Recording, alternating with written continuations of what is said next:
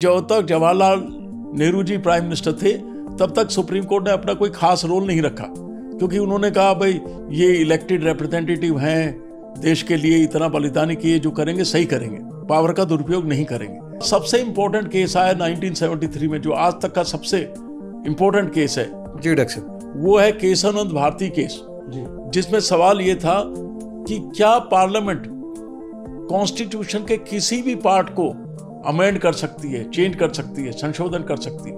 उसमें 13 जजेस 67 दिन तक लगातार बैठे, उस समय 13 जजेस थे पूरी बेंच। Power to amend is the power to improve, not to destroy.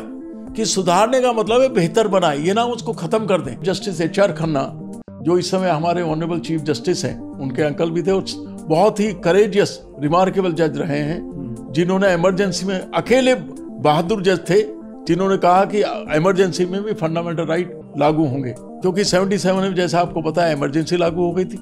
लोगों के सामने सवाल था कि फ्रीडम और ब्रेड, रोटी या आज़ादी, और लोगों ने कहा रोटी वोटी तो पहले ही भूखे मर रहे हैं, चिंता नहीं है, लेकिन आज़ादी रहनी चाहिए। तो उन्होंने इंदिरा जी को हरा के जनता पार्टी पावर में 77 में आ गई थी। सुप्रीम कोर्ट ने ये कहा कि 13वीं शताब्दी के खंडहरों को देखते हुए, आर्कियोलॉजिकल सर्वे को देखते हुए, यहाँ पहले मंदिर के अवशेष मिले हैं। तो इसका मतलब ये है 1526 में बाबर आए, तो 1526 से पहले मंदिर था वहाँ, इसका मतलब मंदिर था। उन्होंने जो बढ़िया बात की वो ये कि एक तरफ तो उन्होंने कहा कि यहाँ अयोध्या में राम मंदिर बनेगा, और बनना भी चाहिए। इंडिया में ही राम का मंदिर नहीं बनेगा तो क्या दुबई में बनाओगे? तो यहाँ तो बनना चाहिए। देखो, धर्मनिरपेक्ष का मतलब ये नहीं कि मेजोरिटी चुपचाप बैठी रहे, है ना। धर्मनिरपेक्ष का मतलब है सबका सम्मान करते हैं। सम्मान का मतलब ये नहीं हम अपनी परवाह ना करें। तो इसलिए सुप्रीम कोर्ट ने ये कहा कि मंदिर बनेगा, लेकिन साथ ही एक बढ़िया बात की कि मुसलमान भाइयों के लिए हम अलग से कुछ एकड़ जमीन दे देते हैं, और वो दी।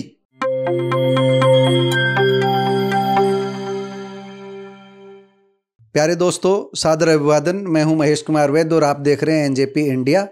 दोस्तों, आज एक खास विषय पर चर्चा करने के लिए हम मौजूद हैं नई दिल्ली में डॉक्टर सूरज सिंह एडवोकेट के ऑफिस में। डॉक्टर सूरज सिंह जाने माने एडवोकेट हैं, Delhi high court, Delhi supreme court, दोनों जगह प्रैक्टिस करते हैं, और इन्होंने हाल ही में एक पुस्तक लिखी है। अभी जल्दी ही वो पुस्तक बाजार में भी आने वाली है। उस पुस्तक को लेकर के आज हम इनसे चर्चा करेंगे। पुस्तक का नाम है judging judgements of the Indian supreme courts of last 75 years, और एक रोचक इनके साथ टैग लाइन है, हाउ वाइज हाउ अदरवाइज। तो इसी पुस्तक को लेकर के आज चर्चा करेंगे, लेकिन पहले लेखक के बारे में थोड़ा सा परिचय। पुस्तक के लेखक डॉक्टर सूरज सिंह मूल रूप से हरियाणा के रेवाड़ी शहर के रहने वाले हैं। इनके पिता हनुमान गुर्जर अधिक शिक्षित नहीं थे, लेकिन बालक सूरज की पढ़ाई की ललक ने सब राहें आसान कर दी। अपनी लगन और मेहनत से रेवाड़ी के लाल डॉक्टर सूरज सिंह ने हार्वर्ड व ऑक्सफोर्ड जैसे प्रतिष्ठित संस्थानों से कानून की सर्वोच्च डिग्री हासिल की। इनके विचार प्रेरक हैं। हम जिस पुस्तक की चर्चा करने जा रहे हैं वह सुप्रीम कोर्ट के कुछ प्रमुख फैसलों की ससम्मान समीक्षा भी है। इस पुस्तक का लिखना ही अपने आप में यह बताने के लिए पर्याप्त है कि डॉक्टर सूरज सिंह दिल्ली में रच बस कर भी अपनी माटी रेवाड़ी का नाम देश में रोशन कर रहे हैं। आज 10 जनवरी है, जल्दी ही इनकी पुस्तक आने वाली है। सीधे इन्हीं से जानते हैं पूरी स्थिति। डॉक्टर सूरज सिंह, थोड़ा सा पुस्तक के बारे में ब्रीफ से आप थोड़ा सा बताएं, क्या है इस पुस्तक में और किस तरह के फैसले आपने 75 सालों के इसमें आपने दर्ज किए हैं, और कब तक ये बाजार में आएगी, और कौन आपकी पुस्तक को प्रकाशित कर रहा है?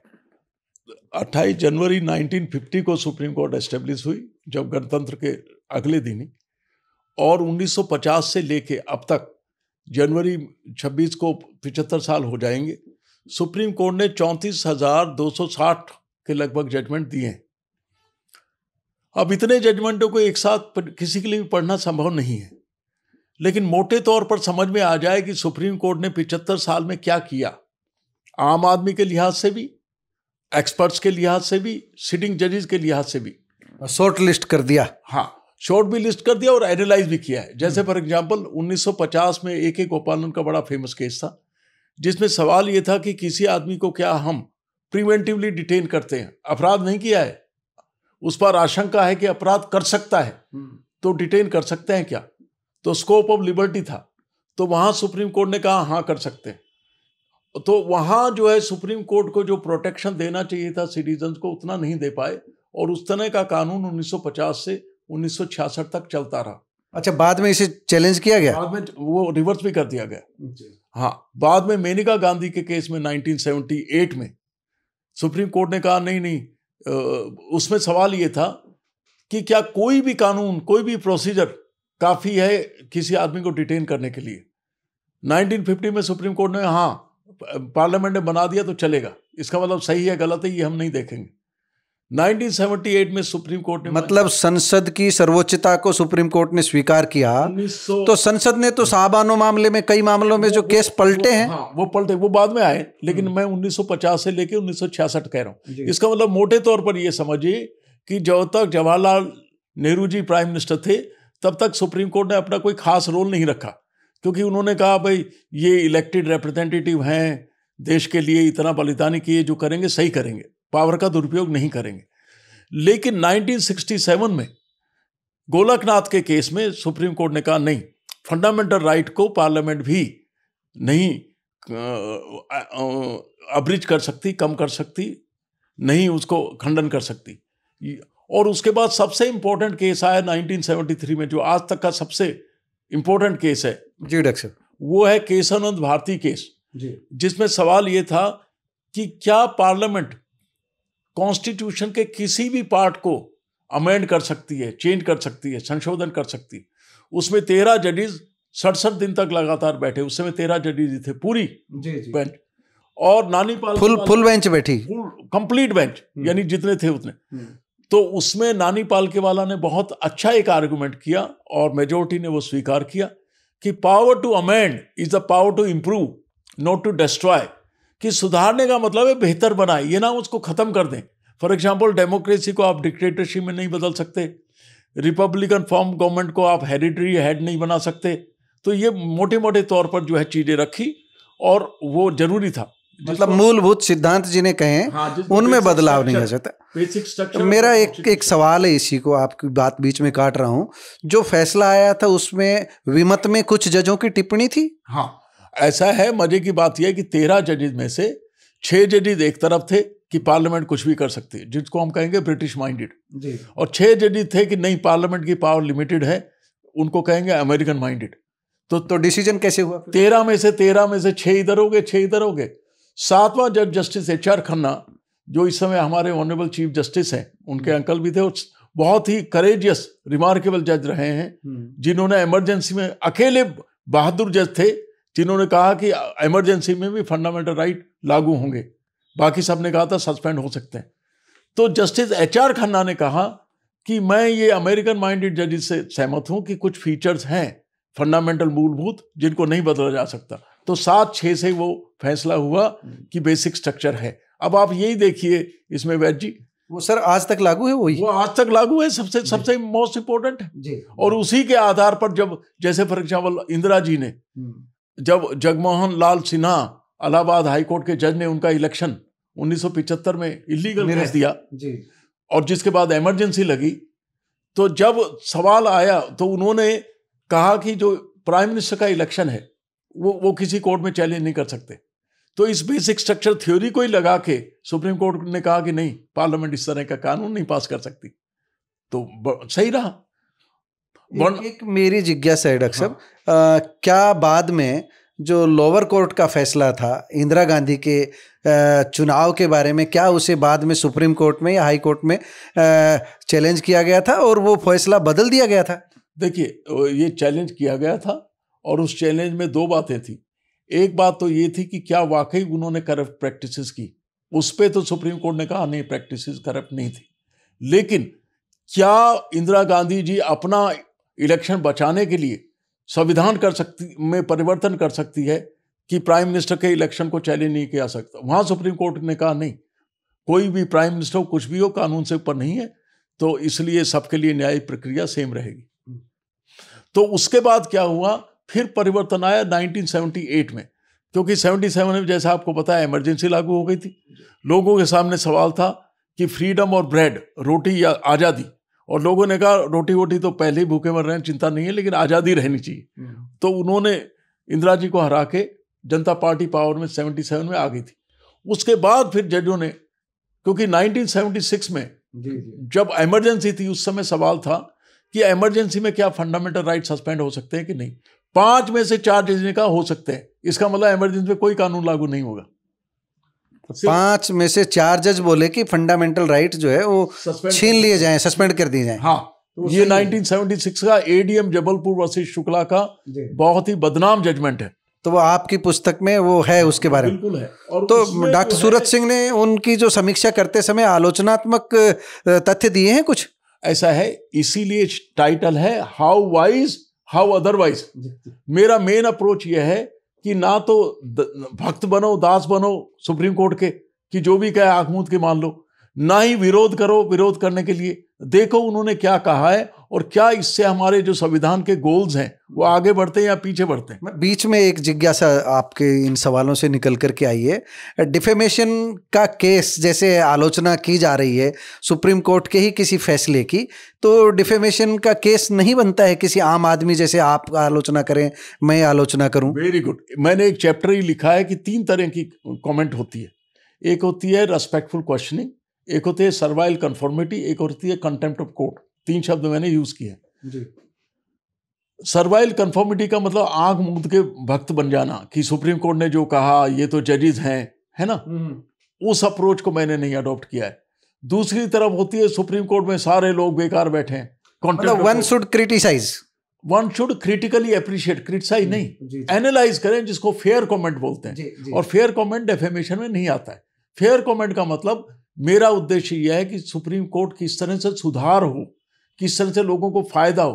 तो मेरा पर्पज यह है कि कॉन्स्टिट्यूशनल स्कॉलर होने के नाते सारे को एनालाइज करके बताऊं कि ये सुप्रीम कोर्ट कैसे डिसाइड कर रही है और किस लाइन में करना चाहिए। मेरा उद्देश्य कोई किसी व्यक्तिगत जज को आगे बढ़ाना या क्रिटिसाइज करना नहीं है। चलिए हम रोचक फैसलों की तरफ बढ़ रहे थे और 1-2 और रोचक फैसले आप बताना चाह रहे हैं। जैसे फॉर एग्जांपल अभी बहुत कंट्रोवर्सी रही अयोध्या टेम्पल के बारे में, तो वहाँ ये तो मैं पूछना ही चाह रहा था अयोध्या टेम्पल की। इसका आप मुझे पूरा का पूरा, थोड़ा सा आप चाहे 2 मिनट फालतू ले लीजिए, इसमें पूरा सही से जो हमारे दर्शक समझ सकें कि क्या बेस क्या लिया, आस्था को लिया गया या कानून की किताब को लिया गया। देखिए ऐसा है, मैंने अपनी, क्योंकि 75 साल के जजमेंट है, तो सभी जजेस को 3 कैटेगरी में बांटा है। 3 तरह के जज होते हैं सुप्रीम कोर्ट के। एक होते हैं जुडिशियल ब्यूरोक्रेट्स, एक होते हैं जुडिशियल पॉलिटिशियन और एक होते हैं जुडिशियल स्टेट्समैन। मैं एक्सप्लेन करता हूँ क्या।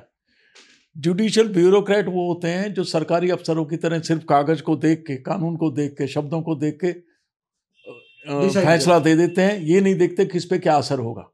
कागजी जज, या जो अपने करियर की तरफ देखते रहते हैं कि भाई खतरा मत लो, जिससे प्रमोशन होता रहा है वैसे करो, तो वो है जुडिशियल पॉलिटिशियन, जुडिशियल ब्यूरोक्रेट्स। कुछ होते हैं जुडिशियल पॉलिटिशियन कि रिटायरमेंट के बाद मुझे क्या फ़ायदा होगा, ये चीफ मिनिस्टर के फेवर में या अगेंस्ट है, या प्राइम मिनिस्टर के फेवर में या अगेंस्ट है। उनको मैं बोलता हूँ जुडिशियल पॉलिटिशियन। और कुछ कम लेकिन होते हैं ऐसे जजेस जिनको मैं बोलता हूँ जुडिशियल स्टेट्समैन, यानी वो कुशल राजनीतिज्ञ जो ये देखते हैं कि भाई देश के लिए, समाज के लिए, फ्यूचर के लिए क्या अच्छा होगा। अपनी स्वार्थ पे नहीं जाते कि मुझे रिटायरमेंट के बाद जॉब मिलेगी कि नहीं मिलेगी, या मेरा सीनियरिटी आएगी कि नहीं, बल्कि वस्तुतः संविधान की जो सही वैल्यू है, फंडामेंटल वैल्यू है, वो क्या है। तो ऐसे कम हैं, लेकिन ऐसे हैं जैसे जस्टिस कृष्णा अय्यर जो हैं, इस तरह के जज थे। जस्टिस HR खन्ना इस तरह के जज थे। कुछ मामलों में मेरे दोस्त धनंजय चंद्रचूड़ जस्टिस जो अभी रिटायर हुए हैं, वो ऐसे जज रहे हैं। अयोध्या का जो फैसला है वो अगर सिर्फ कॉमन लॉजिक से देखें या लीगल लॉजिक से देखें तो उसके अनुसार नहीं है, लेकिन इन्होंने कानून से भी ज़्यादा बेहतर ये देखा कि राष्ट्र के लिए क्या सही रहेगा। इसके लिए मैं कहता हूँ जुडिशियल स्टेट्समैनशिप। तो उन्होंने जहाँ एक तरफ, हालांकि सबूत बहुत ज़्यादा नहीं है ये सिद्ध करने के लिए कि भाई यहाँ मंदिर ही था, लेकिन ऐसा कहते हैं कि जजेज ने ये माना कि बाबरी का जो ढांचा था, विवादित जो ढांचा था, जिसे बाबरी मस्जिद कहते थे कुछ लोग, कुछ विवादित ढांचा बोलते थे मीडिया की रिपोर्ट्स में, उसको सुप्रीम कोर्ट ने माना कि उसका गिराना इलीगल था। उसको गिराना इलीगल था तो गिराने वालों को सजा नहीं दी गई, ऐसा सुनते हैं हम जो है।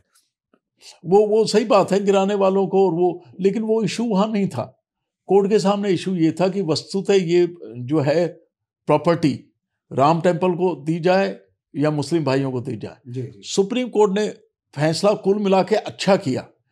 सुप्रीम कोर्ट ने ये कहा कि 13वीं शताब्दी के खंडहरों को देखते हुए, आर्कियोलॉजिकल सर्वे को देखते हुए, यहाँ पहले मंदिर के अवशेष मिले हैं। तो इसका मतलब ये है 1526 में बाबर आए, तो 1526 से पहले मंदिर था वहाँ, इसका मतलब मंदिर था। नंबर 1। नंबर 2, बड़ी बात सिद्ध हो गई कि मंदिर था। हाँ, ये प्रूव हो गया, ये प्रूव हो गया, नंबर 1। नंबर 2, उन्होंने जो बढ़िया बात की वो ये कि एक तरफ तो उन्होंने कहा कि यहाँ अयोध्या में राम मंदिर बनेगा और बनना भी चाहिए जी। इंडिया में ही राम का मंदिर नहीं बनेगा तो क्या दुबई में बनाओगे जी। तो यहाँ तो बनना चाहिए। देखो, धर्मनिरपेक्ष का मतलब ये नहीं कि मेजोरिटी चुपचाप बैठी रहे, है ना। धर्मनिरपेक्ष का मतलब है सबका सम्मान करते हैं। सम्मान का मतलब ये नहीं हम अपनी परवाह ना करें। तो इसलिए सुप्रीम कोर्ट ने ये कहा कि मंदिर बनेगा, लेकिन साथ ही एक बढ़िया बात की कि मुसलमान भाइयों के लिए हम अलग से कुछ एकड़ जमीन दे देते हैं, और वो दी 5 एकड़ जमीन, 5 एकड़ जमीन दी।